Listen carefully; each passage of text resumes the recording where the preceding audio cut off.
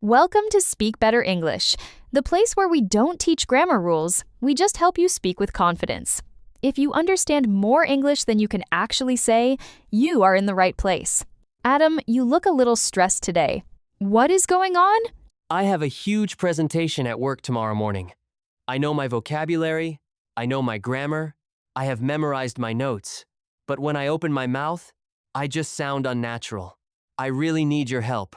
I hear you, Adam. It is so frustrating when your brain knows the English, but your mouth will not cooperate. But before we fix your presentation, let us do a quick test. I am going to say the exact same sentence 2 different ways. Tell me which one sounds more confident. Ready? Ready. Let us hear it. First way, I have the final report ready for the meeting today. Second way, I have the final report ready for the meeting today.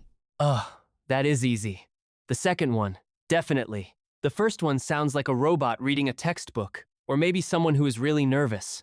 The second one sounds calm and sure of themselves. Right. And here is the crazy part. I used the exact same words.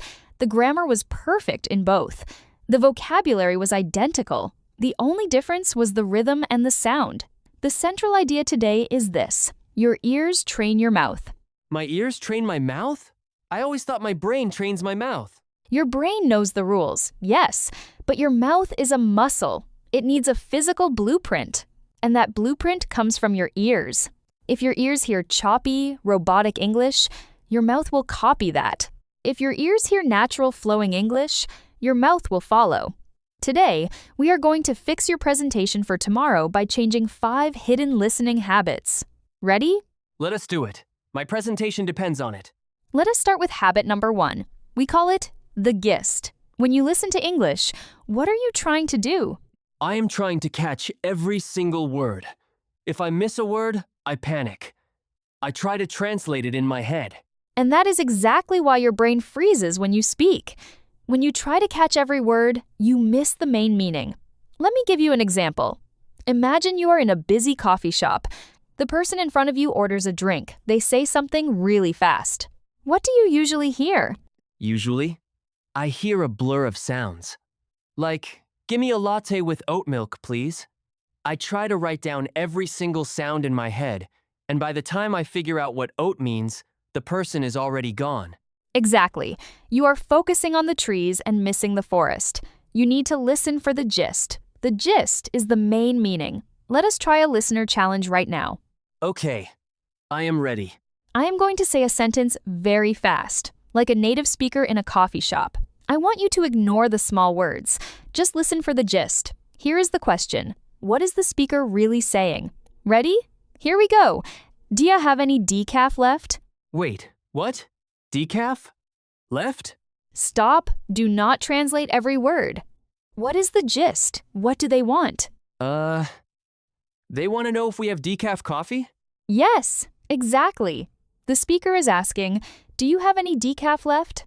They squished "do you" into dia. When you listen for the gist, your brain relaxes. You do not need to catch every letter. You just need the main idea. That makes sense. So when I practice for my presentation tomorrow, I should not try to memorize every single syllable perfectly. I should just focus on the main message. Exactly. When you listen to English this week, do not try to catch every word. Ask yourself, what is the speaker really saying? Let your ears catch the gist. Okay. Habit 1. Listen for the gist. Got it. What is next? Habit number 2 is chunks. This is about how we put words together. Adam, when you build a sentence for your presentation, how do you do it? I build it word by word. I think of the subject, then I find the verb, then I look for the right preposition, then I add the object. It is like building a wall, brick by brick. And that is why you sound like the first speaker. Native speakers do not build sentences brick by brick. We use chunks. A chunk is a group of words that always go together. Think of a bunch of bananas. You do not pull off one banana, then another, then another. You buy the whole bunch together. Chunks are your bunches of bananas. A bunch of bananas. Okay. Can you give me an example? Sure. How do you usually start a sentence when you need to explain a difficult problem? I usually say, the problem is that... Exactly. You are building it brick by brick. Instead, use the chunk. The chunk is, the thing is. We say it all together, like one word. The thing is. The thing is, wow, that feels faster. Let us try another one. How do you say you have a general habit of doing something? I would say, I usually do, or my habit is to. Too long. The natural chunk is, I tend to. Say it as one block of sound. I tend to. I tend to. Okay, let me try to use this. What about, did you eat yet? I can make that a chunk, right? Like, jeet? Wait, stop. Jeet is a very specific, informal squishing of did you eat. It is a bit too extreme for your professional presentation tomorrow. Do not force extreme slang. Stick to simple, natural chunks. Try saying, at the moment, I tend to focus on the budget. Use those two chunks. Okay, at the moment. I tend to focus on the budget. Oh, that actually flows really well. I did not have to think about the grammar at all. Because the chunks do the work for you. Here is your listener challenge. Do not just listen. Repeat these chunks out loud with us right now. How does the speaker put the words together? Ready? Say it with me. The thing is. The thing is, I tend to. I tend to. At the moment. At the moment. Perfect. When you listen to English, stop listening for individual words. Listen for the bunches of bananas. Listen for the chunks. Your ears will hear the chunk, and your mouth will naturally produce it. This is great. My ears are definitely hearing things differently now. But Sarah, what about the speed? When I try to speak fast, I stress every single word equally, and it sounds so heavy. Ah, that brings us to habit number 3, the beat. English is a musical language. It has a rhythm, a beat. And to keep the beat, we do not give every word the same power. We use a mental highlighter. A highlighter? Like marking important text in a book? Exactly. Imagine your voice has a highlighter. You only highlight the most important words, the words that carry the meaning, the words that change the story. The small grammar words like to, in, at, the, we say them very quickly and quietly. They are the shadows. The important words are the light. Okay, let us look at my presentation. I have this sentence. I need the final numbers today. How do I highlight that? Let us try it your way first. Say it with equal stress on every word. Give every word the same power. I need the final numbers today. Ouch. That sounds like a machine. It is too heavy. Now, let us use the highlighter. What is the most important information in that sentence? If you could only keep 3 words, which ones would they be? Probably need numbers and today. Yes, those are your highlighted words. Make them louder, longer, and higher in pitch. The other words should be quick and quiet. Try it again. I need the final numbers today. Much better. But let us make it even more natural. Make need and today really strong and squash the final numbers together. Try this. I need the final numbers today. I need the final numbers today. Oh, that has a real bounce to it. It feels like a drum beat. It is a drum beat. Here is your listener challenge. We call this the rhythm tap. Which words carry the meaning? I want you to physically tap your hand on your desk or your leg when you hear the stressed word. Let us do it together. I will say the sentence. You tap on the highlighted words. Ready? Ready. I need the final numbers today. I tapped on need, numbers, and today. That is so much easier. My mouth does not have to work as hard because I am only pushing air on the important words. Exactly. Your ears hear the beat, and your mouth naturally follows the rhythm. You stop sounding like a robot and start sounding like a human. Okay, gist, chunks, and the beat. I am feeling good. But there is still one big problem. When I get nervous, I talk too fast. I run out of breath, my chest gets tight, and I just fill the silence with and How do I stop that? That is habit number 4, pauses and breath. Adam, you think pausing makes you look stupid, right? You think if I stop talking, people will think you forgot your English. Yes! If I stop, the silence feels huge. So I just keep making noise to hold my place in the conversation. But, actually make you look unsure. Pausing makes you look calm. Pausing gives the listener time to understand you. Let us look at your presentation opening. Say your first sentence for me right now, as fast as you can.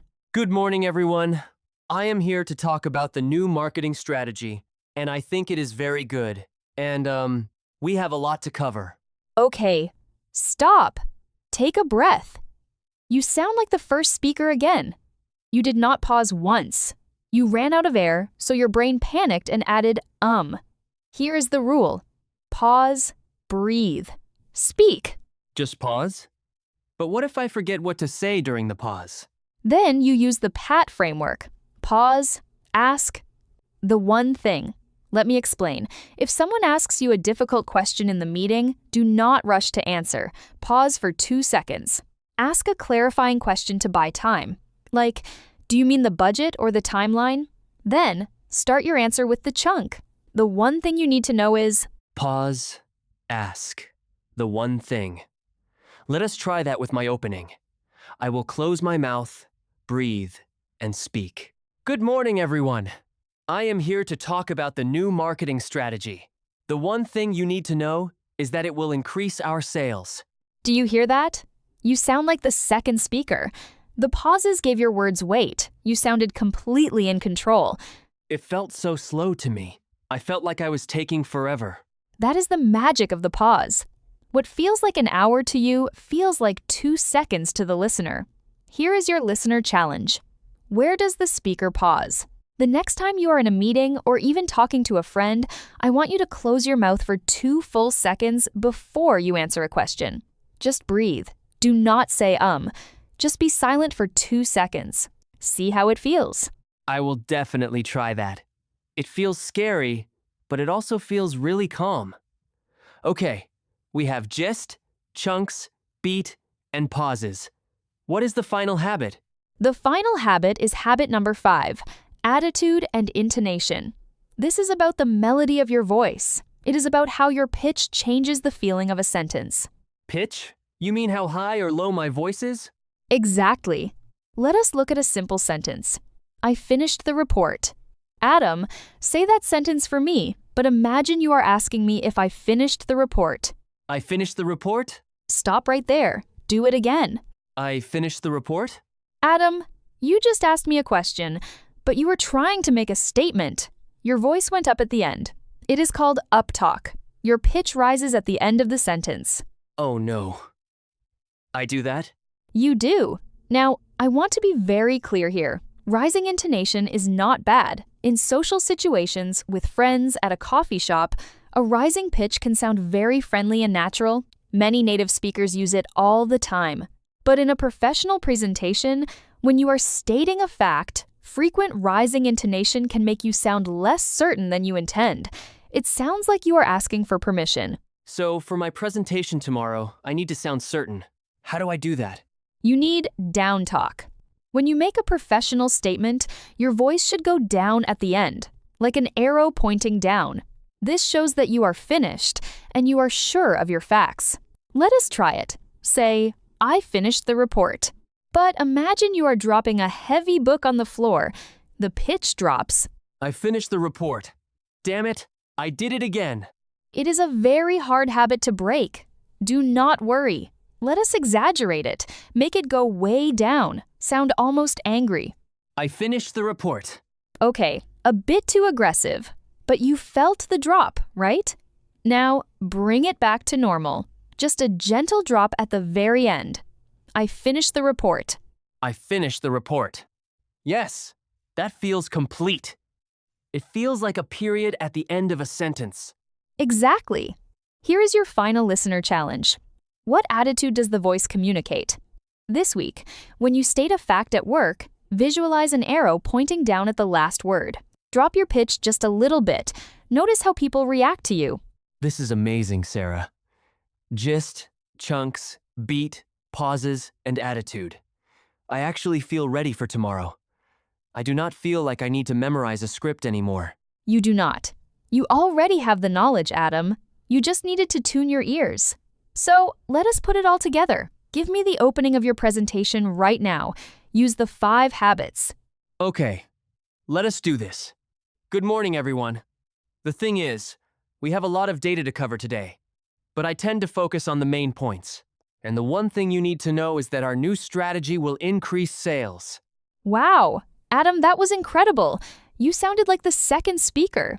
You sounded calm, clear, and completely confident. How did that feel? It felt easy. I was not thinking about grammar. I was not translating in my head. I was just listening to the rhythm in my own head and letting my mouth follow. You know, before this episode, I thought I needed to learn more English. I thought I needed more vocabulary, more grammar rules. And now? Now I realize I actually just needed to hear English differently.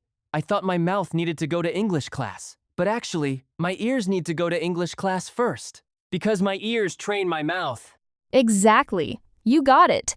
You do not need to force your mouth to speak perfectly. You just need to feed your ears the right sounds, the right chunks, the right beat, the right pauses, and the right melody. Your mouth will naturally follow. Thank you, Sarah. I am going to go get some sleep. Tomorrow, I am not going to try to be perfect. I am just going to listen to the beat, take a breath, and let the words flow. That is the perfect plan. Get some rest, Adam. You are going to do great tomorrow. Thanks. I will see you next time, everyone. See you next time, everyone. Keep listening, keep experimenting, and keep experiencing English. Bye!